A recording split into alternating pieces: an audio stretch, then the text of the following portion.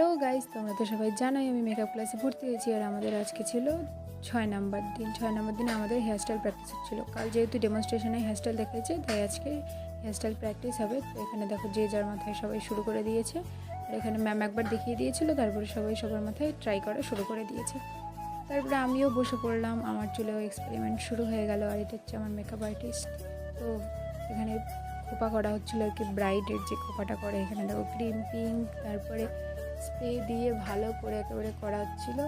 আর এটা হচ্ছে আমার ফাইনাল লুক, মানে ফাইনাল না, এখনও বাকি আছে। ফাইনাল লুকটা আমি নিতে পারিনি, যাই হোক। আর এটা হচ্ছে আমি করেছিলাম দিদিটার চুলে।